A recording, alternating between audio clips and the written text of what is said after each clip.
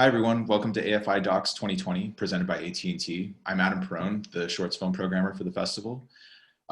First, I'd like to thank our supporters of the festival, our presenting sponsor, AT&T, our AFI members, and you, our audience. We're here today with the filmmakers of Shorts Program 2, Jessica Bishop, Director of PAMPAS, Steve Hoover, Director of Out of the Blue, Jeremy Seifert, Director of Church Forests of Ethiopia, Sean Wang, Director of Still Here, Ian Bell, Director of 808, How We Respond, Hira Nabi, Director of All That Perishes at the Edge of Land, and Jas Pitt, Director of Mother.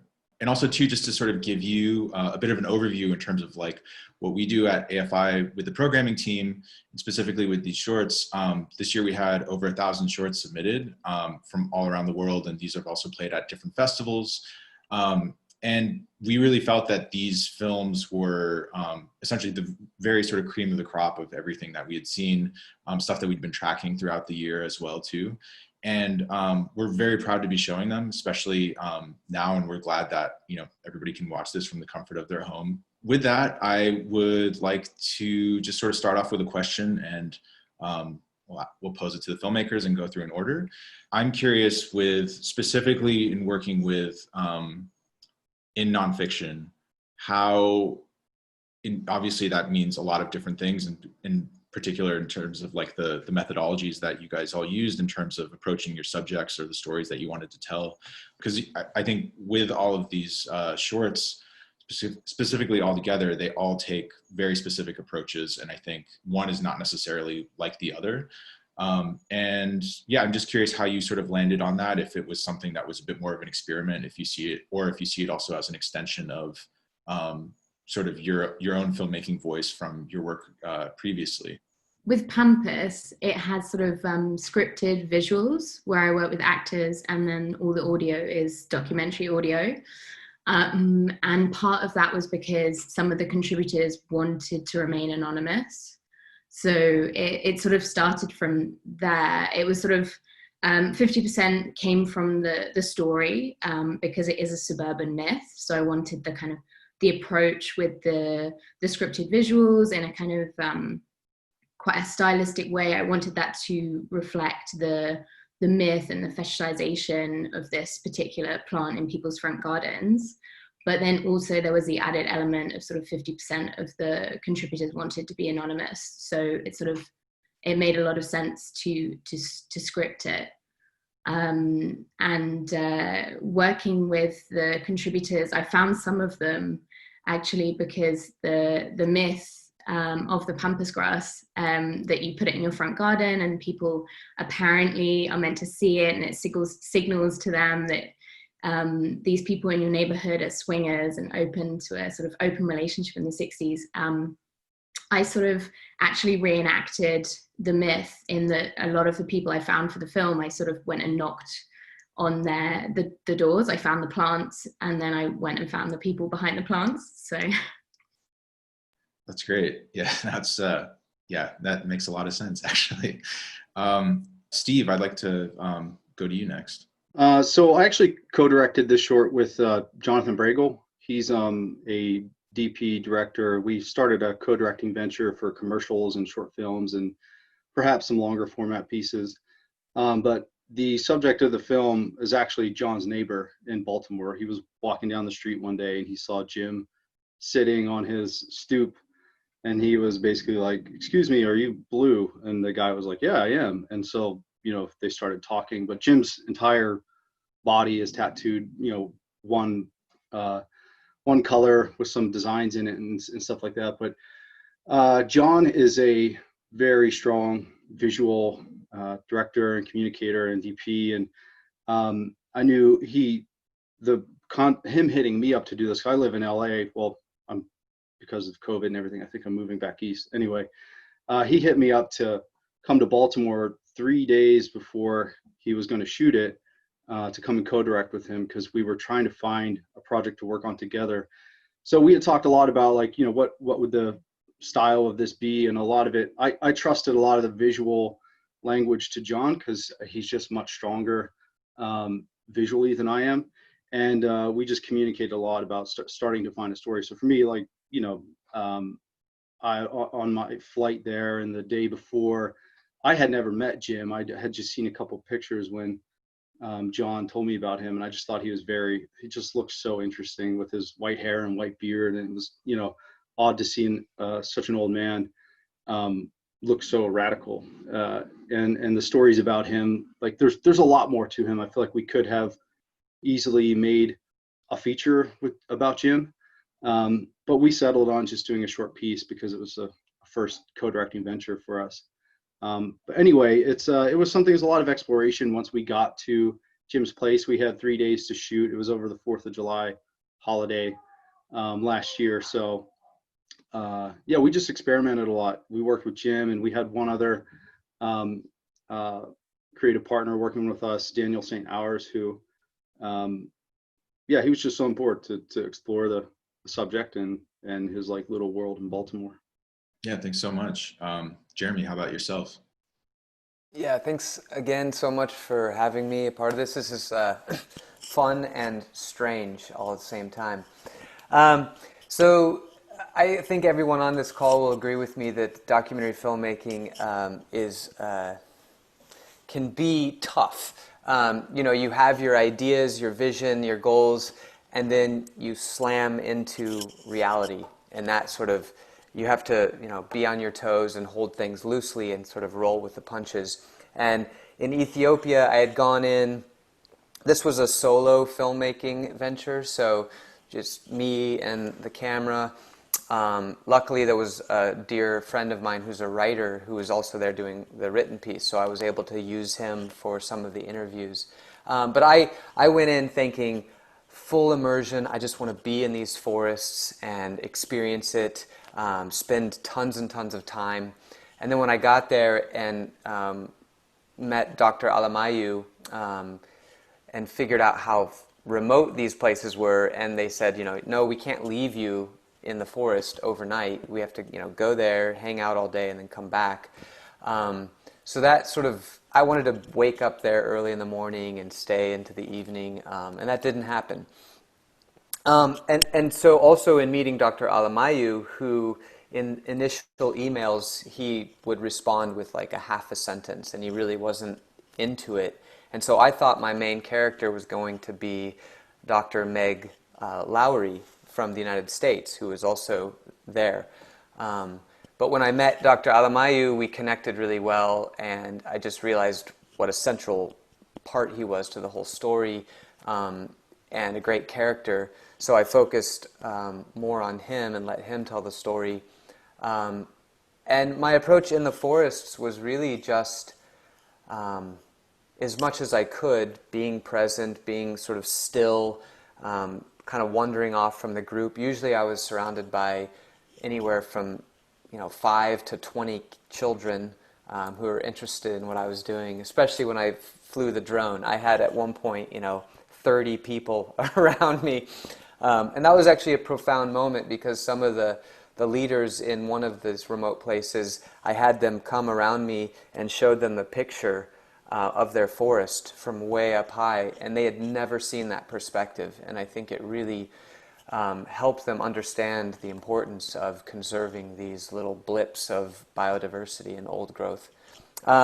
So yeah, I guess, I don't know if that answers the question, but a lot of the approach was just being in the moment and really listening and falling back on my own curiosity and admiration for these little pockets of biodiversity amidst the sort of deforested rest of the country.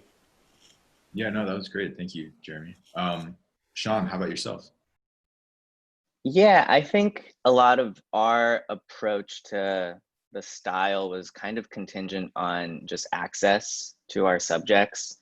The village, I don't live in Taiwan originally. My parents are from there, and the village we shot in was the village that my grandma grew up in. So we went back to Taiwan, and we knew we were only going to be there for 10 days. And a lot of the sort of process we gave ourselves was like, let's see what we can get. We landed and we still didn't really have access to our subjects. We were sort of like, we have access to the village, but we don't know where they live. And so it was sort of kind of like what Jeremy said, kind of just like thinking on your toes and thinking on the fly. And like sort of once we got access to our subjects, sort of like talking to them and explaining to them like, you know, this is what we're trying to do. And this is why I'm interested in your story. This is why I'm kind of interested in the sort of setting. I have a personal connection to the village. Like my grandmother lived like 2 streets away. And so they were obviously very like, who are you? Like, what is this kid doing with the camera? Like, who are you? Why do you want to talk to me? And so I think a lot of it was like, we'll take whatever time like you're willing to give us. Like,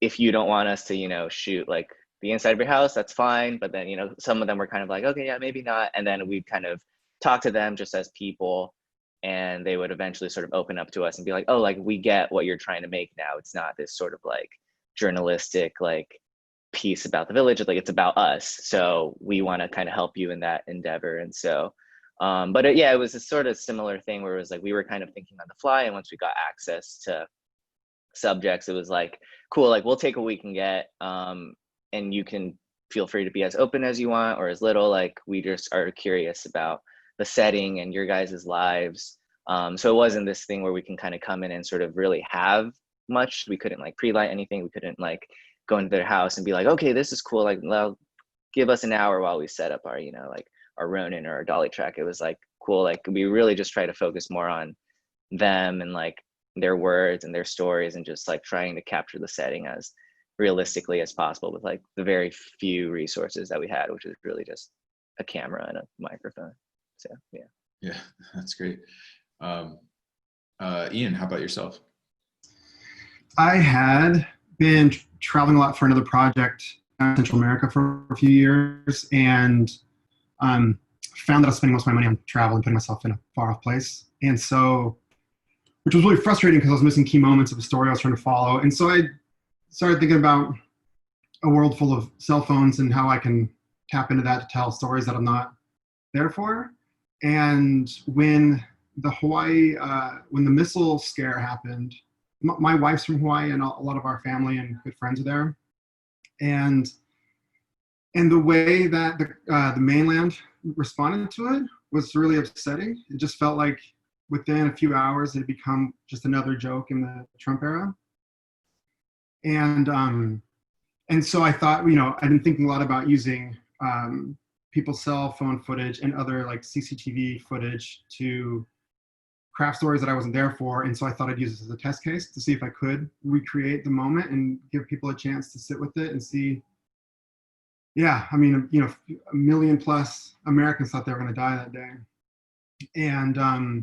And so my intent was to build the story in its entirety, like minute to minute. And that ended up not being feasible, and also just not very interesting to watch. You kind of lose it. You kind of, I don't know, it's a lot like all the crises of the last 3 years where you just kind of get inundated and get numb to it. And so I wanted to condense it as much as possible so that you could come away with the feeling that was happening at the moment. But one thing that I thought was really interesting as I was cutting it and finding the different footage was not just the fear and the impact, but like the reason why people were choosing to record themselves. So yeah, so anyway, I've been experimenting with it, and the fact that I wasn't there became the limiting factor, and it drove me towards user-generated stuff.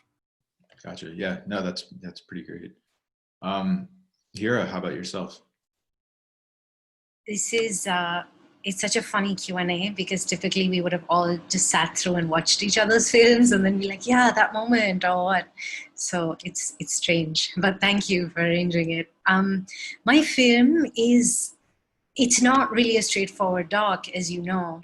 It's part doc, part narrative, part magical realism. And to find that form is so much kind of part of, I guess, the making of that film itself. It's set at a shipbreaking yard in southwest Pakistan, and there are often a lot of accidents that happen there. There are explosions on oil tankers or container vessels, or there are protests. So the press arrives there really fast. I mean, it's about 2 hours away from Karachi. And so when I first got there, I was asked constantly, oh, when I was interviewing the workers, I was asked a lot about when they're going to see this segment on the news. And I said, no, it's not a news piece. But I would keep being asked that question. And so I wanted to really minimize that sense of, like, to take away that sense of dramatic urgency that the news creates, that this accident just happened, so we're going to now quickly like rush to that site and report from there. I also wanted to take myself out and not be sort of this reporter voice. And I thought, well, if I take myself out, I don't want them to I don't want to give people lines to say, they can't act out stuff. What would naturally fit? And so at that point, I realized it's a shipbreaking yard. Maybe a conversation between a ship and these shipbreakers could possibly be a good way to talk about the stories that I found at the yard, and also about really just so much of the violence that is taking place there that impacts not just the workers, but also the environment and just like all other players there. So that's how the ship comes to have a voice, and that was how it kind of came to be. Yeah, no, that makes a lot of sense. Jas, how about yourself? Mother is an interesting film because it's with a kind of group of really young queer people all living in the favelas, and they live in this like very immediate world, which is kind of part these amazing ballroom events that they all dance in and compete in, and then also partly very, very dangerous. And it's very immediate and it's very fast paced. So when we're thinking about the methodology of the film, we're already thinking we basically have to embed with this group of people, with the family, and be there when they were in places. And it was kind of easier than some films because all of your contributors are kind of together and moving around the city. And we wanted to get this we just wanted to kind of make a portrait of how they feel moving around the city, going to these competitions, and how that is both very exciting because you're young and you're queer and you're with your family, and also quite scary and worrying at times. But to never kind of like enforce that on the subjects, we really wanted them to show the viewers into their world. Yeah, no, I think that's pretty cool. And I think like also going off of that, like my next question would be sort of like with all of your pieces, it's very much about, you can see the impact of place on all of your subjects. And I'm curious how, how you sort of like, again, also sort of arrived to that, but also if it was something that you knew going in, or if it was something that you sort of found out throughout the process of filmmaking. So with Jessica, to start off with you, specifically, suburbia within the UK and how that sort of lent to, what you ended up exploring. Place is actually really important to all my sort of previous work as well. It's almost like a starting point, because the sort of area where this rumor or suburban legend sort of originates from, and where the area that's featured actually in the film is sort of near where I grew up. So I sort of grew up with the rumor and grew up with this, I guess, I think everyone has a sort of fascination with British suburbia, and sort of what's going on behind sort of closed doors, which I find really interesting. And so that's an interest that I've kind of always had. And like growing up in that environment, you sort of notice there's one thing that people say to each other in the streets, and then another thing that might go on behind closed doors, which is something I explored in PAMPAS. And that particular place was really important to me for the filming as well, because we were fictionalizing it. We could have, or because we were scripting the visuals, we could have shot it, I guess, anywhere. But I was sort of adamant that we shot it in the location where the legend originated. So I did sort of a lot of location research in order to find this 1970s home that we could film in, and all of the archive footage, or the 16mm footage that we use at the start of the film, that was all shot around the area where I did the interviews. So the majority of interviews were in one place, and then the location was sort of in the neighboring town. But I found that, yes, suburbia was a starting point for me, and exploring this idea of sort of public secrets is something that was quite interesting. How most of the people in the neighborhood knew that this sort of thing was going on, yet no one would step over the line to kind of break the surface or break the composure, and that's sort of really something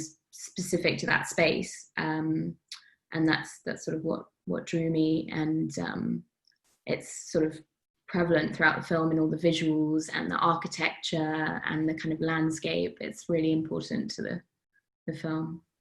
Yeah, thanks. Steve, how about yourself? I think in particular, it's Baltimore, right?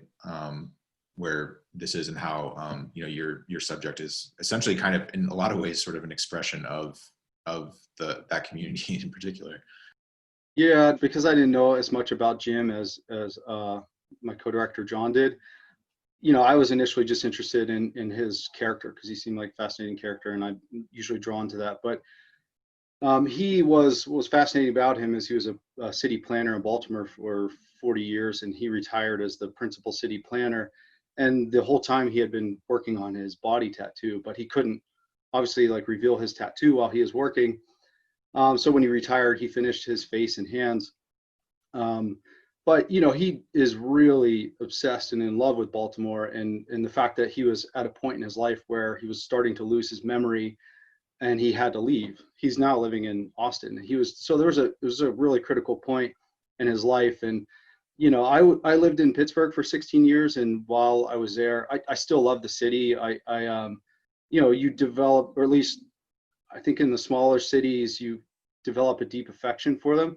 And especially someone like him who was personally responsible for, a lot of major decisions that happened in the city. And he claims that he had planted more trees in the city of Baltimore, than anybody had ever planted in the history of the city of Baltimore. And so you just have this incredible bond between a human and their space. And at the same time, has this like very great, I was drawn to a great philosophy about how, we're not individually as significant as we like to believe, but we are at the same time very special.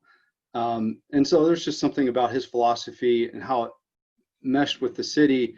Now, he wasn't like really deeply crushed and brokenhearted to leave it. He was sad to leave behind it because he had these beautiful row houses, but he was very content to leave it and finish out his life somewhere else. And so it's just I'd love the sort of romance he had with the city. Thanks. Jeremy, how about yourself? I think in particular too, also like, because the forests around these churches are like microcosms of what a lot of that region was, years ago, and even more particularly like how it sort of does play a religious significance with a lot of these communities. Yeah, so this film began with place, right? It's the church forests of Ethiopia are the only ones that exist in the world. So it was all about going to that place, being in that place. What I didn't know is, who might help me tell that story, which is great that Dr. Alamayu filled that spot. And then for me, once I got there, I had this Wendell Berry quote in my head from this poem that he wrote called How to Be a Poet. And the line is, "There are no unsacred places. There are only sacred places and desecrated places." And to be in those sort of sacred places, thinking about them as sacred, and yet the places outside them and the places that we don't value or that we extract from, whether it be oil or timber or whatever, those are desecrated, meaning that they also are sacred. We've just desecrated them. And so for me, I was kind of holding that in my head. And also, when I was interviewing Dr. Alamayu, we were talking about emergent properties and how sometimes 2 + 2 = 5, like Flannery O'Connor says. maybe quoting Chekhov or something, but he said, the mystery is to think beyond what we see. And that line really stuck with me too during the edit with Adam Lofton. Thinking about that. So holding these like sacred and desecrated, and trying to think beyond what you just see on the surface. And so that became, place was obviously a big sort of character subject in the film. Thanks. Sean, how about yourself? Like, I mean, I think both with your film, it's both about like where that community is in terms of that place currently, but it's also very much tied to the memory of how that place used to be. I think in regards to Still Here, place was sort of like the starting point. Also, like that village, I had a personal connection to that village because that's where my mom lived. I spent every summer until I was like 14 or 15 there. And so the initial like catalyst of like wanting to make something there was just sort of seeing pictures of the village now and just being like, whoa, that looks like that's where we used to go every summer, Mom. And she's like, yeah, but people still live here. Like, a few people. I was like, that's impossible. Like, where's the water? Like, how do you live here?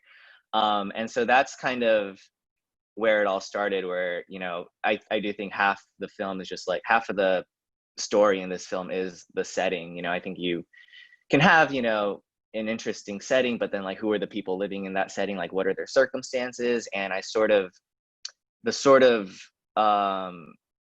I guess impetus was just kind of like, okay, there's this kind of like really torn down village, and almost everyone has sort of like, been displaced or left. And it's like, if there are only a few residents left, like why did they decide to stay? And I kind of just thought about like, we didn't, know who the subjects were. At the time when my mom sort of showed me the pictures of the village, like maybe like a month or two before we really got there, and we're like, all right, let's kind of take a swing and try and make this thing. And once we got there, it just sort of, you got there and you're like, it just felt so empty and everything was so dilapidated. You could like hear a pin drop and you're just kind of like, this is still like, we're like, all right, so where do these people live? Like, this is such an interesting setting. And I knew in my head, I was like, the people who live here probably aren't like my age. They're probably people, closer to my grandmother's age who've been here for a very, very long time. There must be some sort of, emotional reason or logistical reason, or like something tied to the a meaning of place that they decided to stay. And so that was kind of, eventually the story was kind of like, we'll let their answers kind of lead where the story goes. But in my head, I was like, there must be some sort of reason that they're still kind of rooted here. That's not just like, oh, it was convenient. Because I was like, why would you live in this wasteland if you didn't have to? So that I think was sort of, again, like, I think in this particular situation, like setting really was character and like place was character.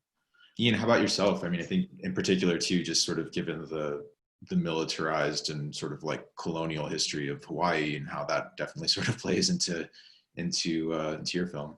Yeah, and Hawaii's an interesting place because it's a conquered kingdom occupied by our country, or it's there now, and it's a military outpost. It's strategic for controlling tensions in Asia,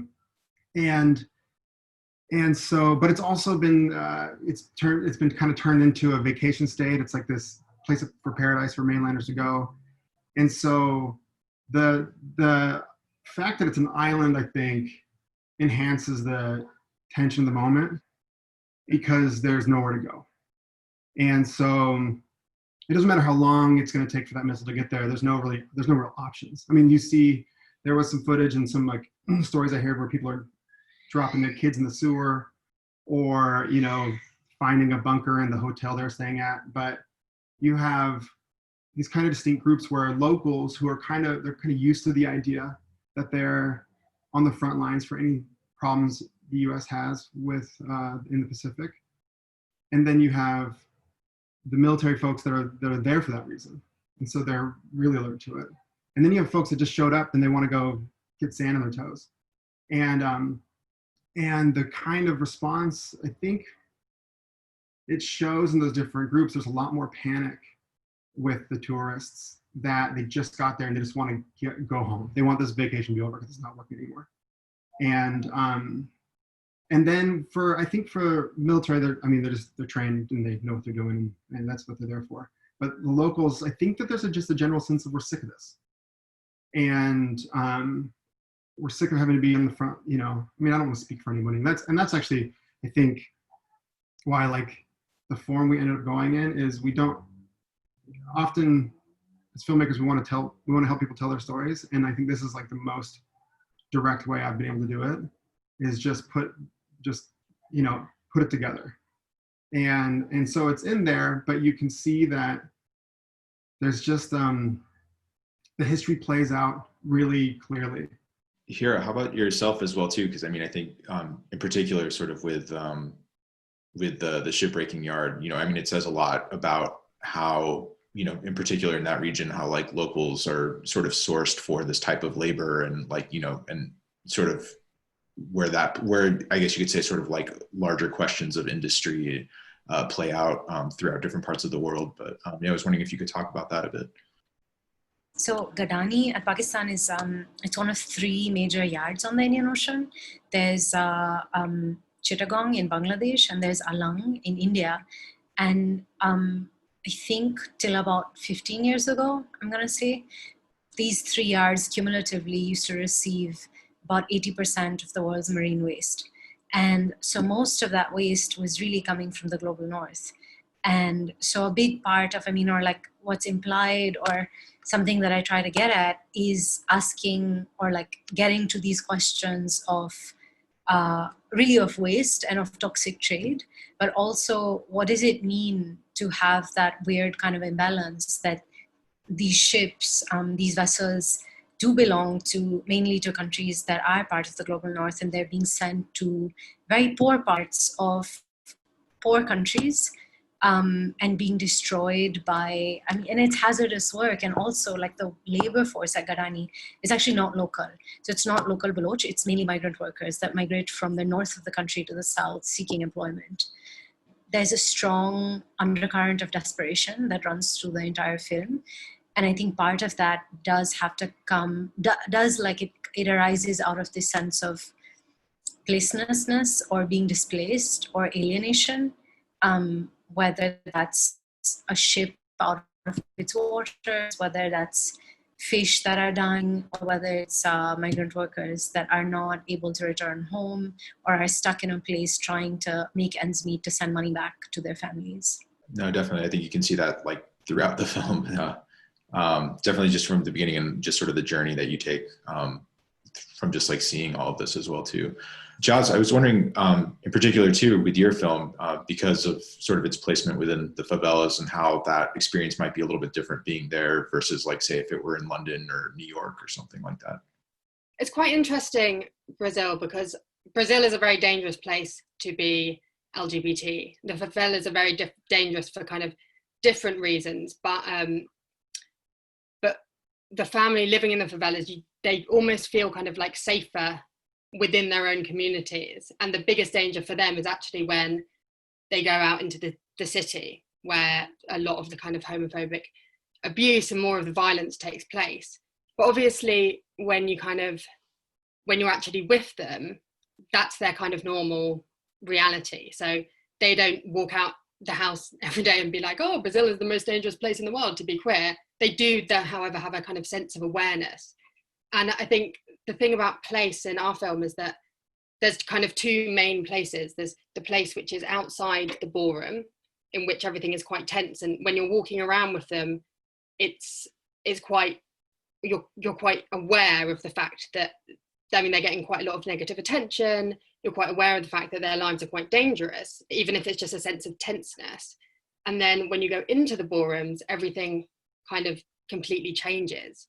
And so that's the kind of 2 places in the film. It's the outside, which is tense and dangerous, and they're very much not, but they are victimized, but they're more kind of like subdued. And then you go into the ballroom and suddenly everybody's really important, and they have a lot of power within that situation, and they take ownership of it, and they do these amazing performances and dance, and and are very much the kind of like center of everything. So that, I think, was the distinction of the film in place, is this, that they have this kind of world in which that they can have total free self-expression.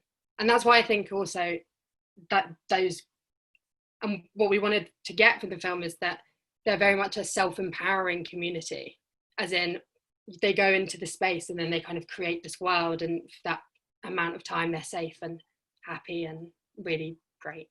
Yeah, no, that's great. Thanks so much. Well, thanks everyone for being here today. We'd also like to tell all of you at home to please tell your friends this shorts program is available until June 21st.